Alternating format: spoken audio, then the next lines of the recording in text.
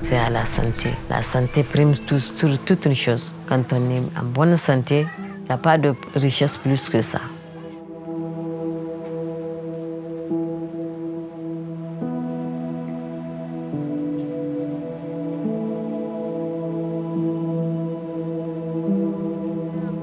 Bienvenue. En tant que femme leader, je combats, je mène un grand combat. Les enfants là qui souffrent, qu'on puisse les aider. Aiwa kan pali on daidi manna aigo koron aibo ngogo doru aigi yeli aiga gartu he ayo kan gonongo boray zinkono girbihinka. Oui, il y a des centres de santé qu'on peut se faire soigner, mais si on n'y a pas d'argent, on ne peut pas le faire. Quelquefois, on amène l'enfant, 5 minutes après, il meurt.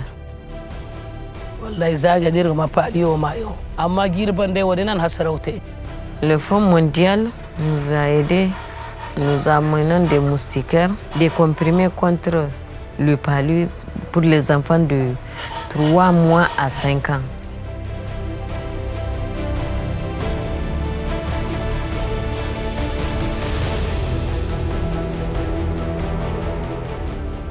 Nous avons également, au niveau du ministère, mis en place ce que nous appelons une chaîne unique d'approvisionnement des médicaments qui nous permettra d'assurer un approvisionnement jusqu'au dernier kilomètre. L'appui du Fonds mondial a contribué à implémenter toutes les stratégies de mise en œuvre du plan national stratégique de lutte contre le paludisme.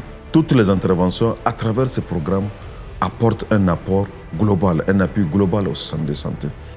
Quand vous prenez par exemple l'appui au développement de la plateforme de l'information sanitaire, l'information sanitaire ce n'est pas que le paludisme, ça concerne l'ensemble du système de santé. Quand vous prenez la chaîne unique d'approvisionnement, le système il est renforcé dans toute sa globalité parce qu'il n'y a pas que les produits de lutte contre le paludisme qui sont acheminés ou qui sont approvisionnés à travers cette chaîne-là. C'est l'ensemble des approvisionnements du pays qui sont concernés. Le système, c'est la porte d'entrée du Fonds mondial dans le pays. C'est l'interface entre le gouvernement et le Fonds mondial. Et il est composé d'une grande partie par de la société civile, par des malades de paludisme. Notre grand souhait, c'est que d'ici 2030, que nous nous retrouvions avec un Niger sans palu. Quand je vois déjà les efforts qui ont été faits depuis 2013 à aujourd'hui, nous sommes passés à une incidence de 596 cas pour 1000 habitants. En 2019, quand nous avons évalué, on est revenu à quelque chose de 280 cas par 1000 habitants. Donc vraiment, des progrès énormes ont été faits grâce à cet appui-là.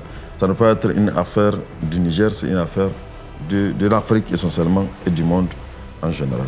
Pour l'avenir, ce que je souhaite, ce que je pense, ce que je veux, que le palu soit éradiqué dans notre pays à jamais. J'aimerais que nous soyons déterminés à ce travail, que les femmes soient fières de notre travail, du combat que nous menons.